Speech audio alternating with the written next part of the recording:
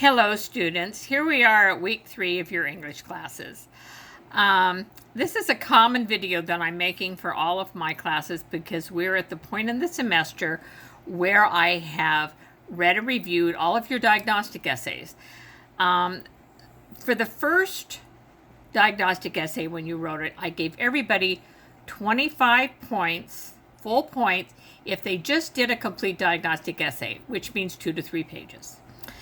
The second assignment is what I call the diagnostic correction part. Now with it, you have a possible 25 points.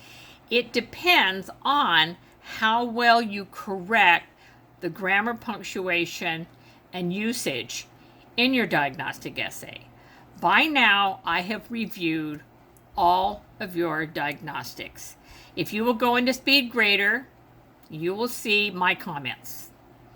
That, along with this presentation, and of course you have the class website, and that's what I'm using as the basis of this lecture to help you in understanding what errors to look for when you proofread.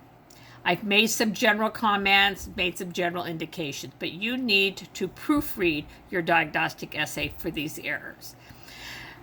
The importance of this assignment has to do with you learning how to proofread all of your essay assignments.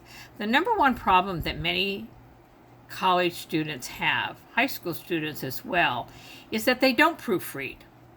How many of you, the night before an essay is due, type it up, turn it in? How many of you have really learned how to proofread line by line your essays for grammar errors? And then you get your essays back and you got a lower grade, and all that the teacher commented was because you had too many grammar errors. Well, what I've done is not identify all the errors. I'm making you identify the errors. I've given you some general indications of the kind of errors you've made. In most cases, I've kind of highlighted and indicated where they are and what they are, but I haven't indicated all of them. You need to do that. That's what proofreading is. So let's look at this grammar presentation so you can see the kind of errors that I have seen. First of all, if you see this introduction to grammar and usage, you notice that it says that most writing competencies exams are not mostly concerned with grammar. But if there's an excessive number of errors, it's going to lower your score in your essay. So the following list and types of errors are the ones that I saw in your essays. Because you've got to remember that writing is communication.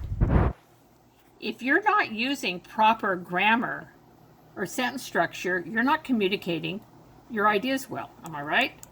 Okay, so let's look at these sentence level errors. Now, these are the ones that I've come across with in my teaching career. First of all, your sentence level errors. First is the sentence fragment, an incomplete sentence. Yes, you'll see sentence fragments when you're reading a novel or literature. This isn't literature. This is formal academic writing. Fragments are not acceptable. And as you see here, and you know, every time you write an essay, I would look at this page on the class website and just have it fresh in your mind before you proofread your essay and turn in your final draft. So here you have 3 different examples of what a fragment is. One that lacks subject, one that lacks a verb. The third one is the one I see most often, although he wouldn't do it. Because if you look at part of it, he wouldn't do it. That's a complete clause or sentence. But the minute you put a dependent word in front of it, you make it a dependent clause. Okay? Now the next one, and I've seen a lot of these, both number 2 and number 3, is your run-on sentence. Now, I have seen run-on sentences, but what I've seen most often in this group of papers are comma splices. In other words, you know you should pause. So you think, well, if I put a comma, it's almost right. No, it's either right or wrong. So many times when you do that comma there where you know your instinct tells you that there is a pause, you've probably chosen poorly. Best way to test whether it's a comma splice is if the word or or type of word that is after that comma is a noun, a subject noun, followed by a verb, you've created a comma splice run-on. Next, we have agreement errors. When the subject and verb do not agree. In other words, when you have a singular subject but you use a plural verb form. And this is a really good example. Faulty parallelism. When you have compound sentence and you have a series of phrases, you need to use the same type of word forms. Possessives. Now, what I see a lot with possessives is many of you not understanding the difference between possessives and plurals. Either use an apostrophe S for everything, or you use no apostrophes. So you need to know the difference between possessive and plurals. A lot of confusing pairs and wrong word choices. The there, theirs, the to, tos, the where, weres, the there, theirs. Here's a nice little list to help you. Now, one thing that's going to make it easier for you is in academic writing, and in every single comment I reminded you, you do not use contractions in academic writing ever. Never. It's considered an error. Do not use contractions. So when it comes to the its, if you can't use a contraction, you'll immediately know if it's wrong. The same with the yours. So there's a couple words that are mixed up. The weather, affect versus effect. Then you have your commonly misspelled words. You know, the one I see most often is a lot. If you want to do something a lot, that's two different words, because a lot as one word means something totally different. So let's go down to our next section, which is comma errors. And I bet for most of you, commas are your number one type of punctuation errors. It's what I saw myself. Either they're missing errors or sometimes unnecessary commas. First of all, missing commas after introductory elements.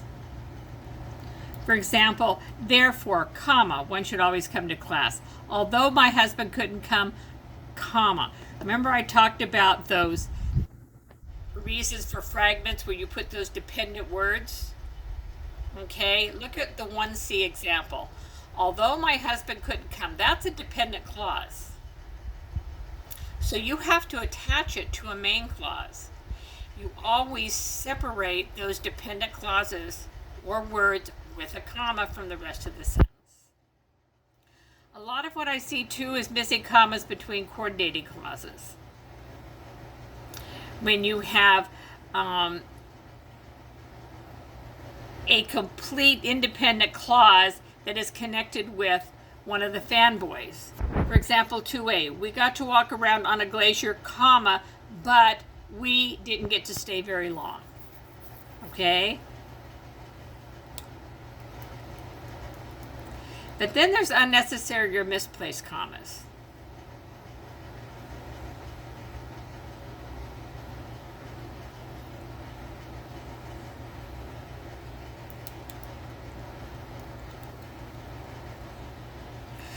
The rule when you're connecting two sentences with a coordinating conjunction is if there is a subject noun after the coordinator, then you need to have that comma because that's two independent clauses.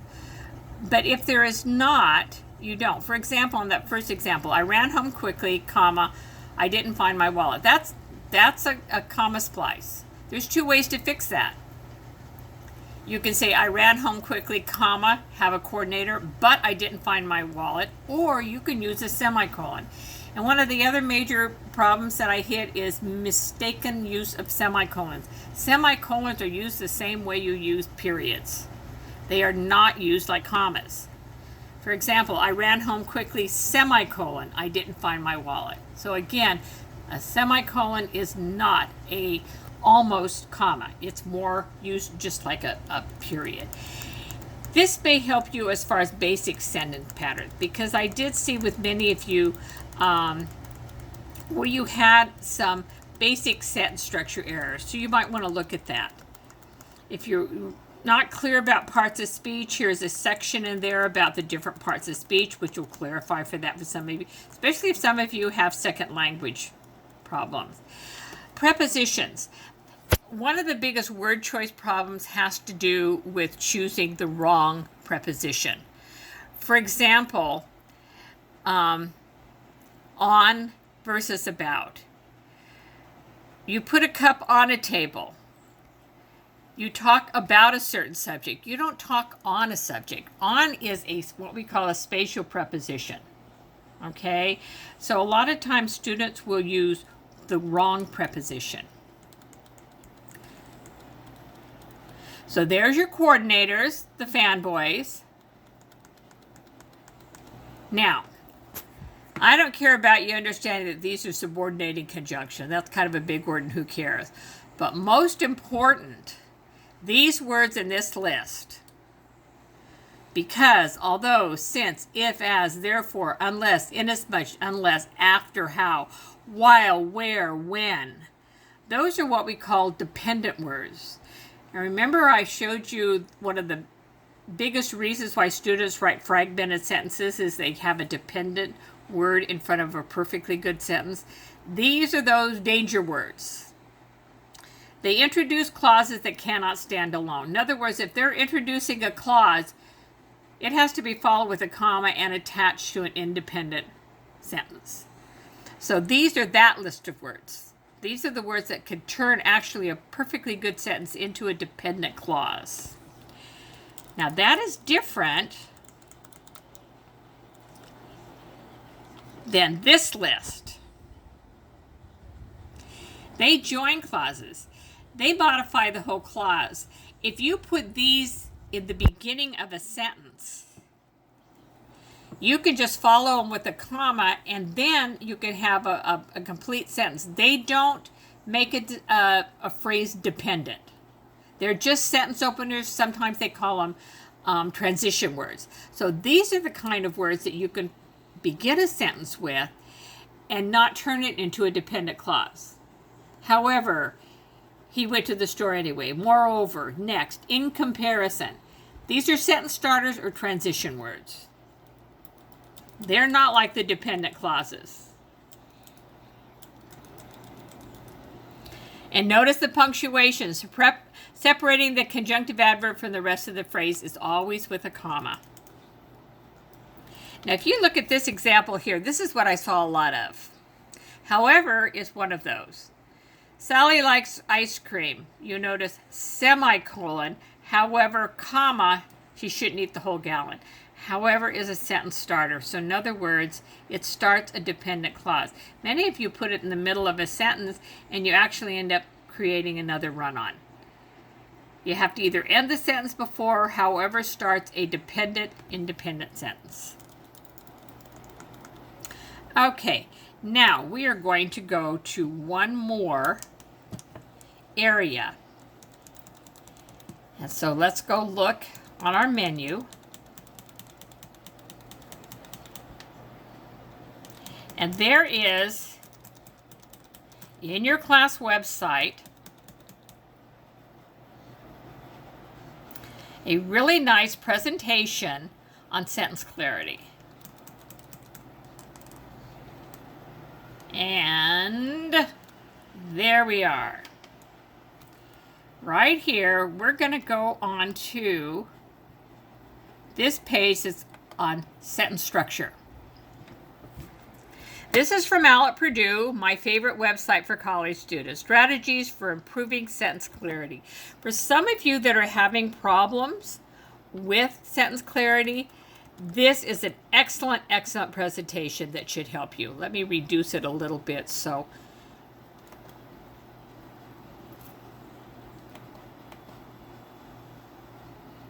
Okay.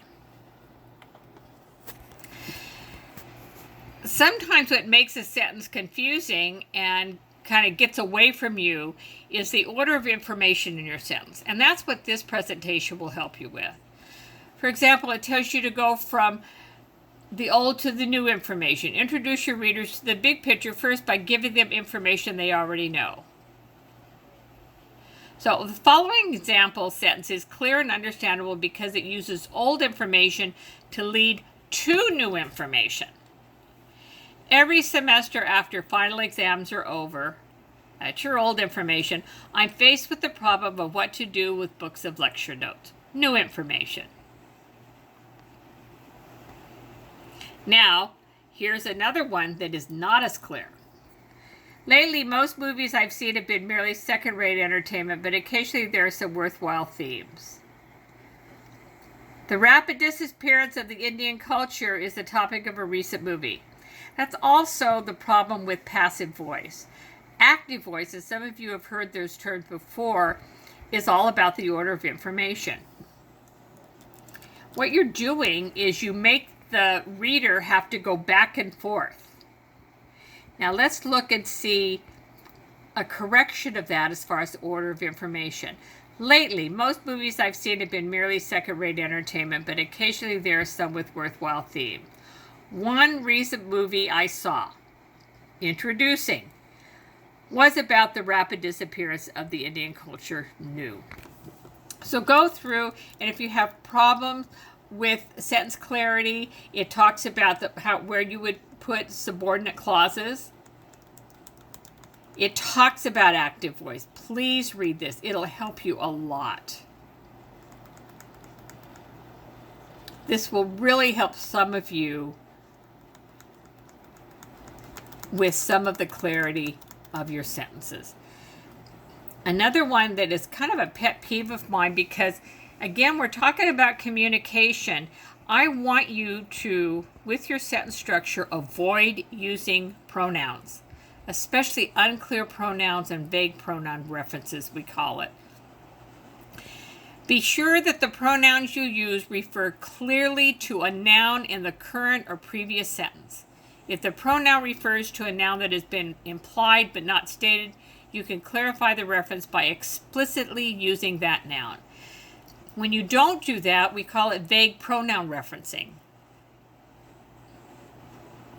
So read this presentation. It's one of the major areas where students kind of trip up as far as unclear. Like, look at this one. Larissa worked in a national forest last summer. Which may be her career choice? What is her career choice? Is summer her career choice? Is the national forest her career choice? We're not quite sure. Now let's look at that clarified. Larissa worked in a national forest last summer. Forest management may be her career choice. Do you see how much clearer that is? Many times you write sentences so quickly, either you put in unnecessary words or the order of information is such that the reader has to kind of guess what you mean. You notice in the unclear sentence, it didn't even say that forest management was the career choice that she would consider. Run-ons, comma splices, fuse sentences. This is a really good exercise that if you have problems with these run-ons and comma splices. And here's a little exercise and overhead that you can do as far as sentence error correction. Okay, I hope this presentation has helped you. I'm going to leave you with this. One of the areas that many of you maybe are not aware of in academic writing, actually two particularly I think that you are unaware of, is first, the use of contractions. And I've already told that. You do not use contractions in academic writing at all, never. But the other one has to do with the use of second person you. And you will notice on all of your comments I said do not use second person you. It is considered not academic. In fact, you can't use second person you or your in legal documents. So that is considered a word choice errors. Can you use first person? Yes, if it's appropriate. Of course, most of the time, we prefer that you use the third person. And when you use first person, most of the time it's preferable to use the first person plural we. But sometimes if you're talking about introducing your experience on a certain topic, you can use the first person. That's appropriate. But do not use second person you or your. Okay? So those two things some of you may not have been aware of. Do not use contractions and do not use second person you. Also, one area that I saw a lot of, and it wasn't in part of this presentation, but it was a major error that I saw with some of you, is capitalization errors. There are two types that I saw in your essays, and it's not unusual. I see it all the time. First, many of you are capitalizing common nouns. Freedom of speech, for example, is a phrase. It is not a proper noun, and it should not be capitalized. However, the First Amendment is a proper noun. It is a formal legal document. It should be capitalized. So you need to learn to follow the rules of capitalization. I blame too much texting and too many emails on the amount of capitalization errors, but those are one of the other areas of errors that I saw quite a bit of. So for all of my classes, you have different due dates depending on which class you are. You have a separate assignment that says diagnostic correction with a possible 25 points. And when you finish proofreading and correcting your essays, that's where you are going to submit your correction of your diagnostic essay. I hope this presentation has helped you, and know that you have on the class website these handouts plus copies in the file section on grammar to refer to while you're doing that. Thank you very much, and you have a good week. Bye.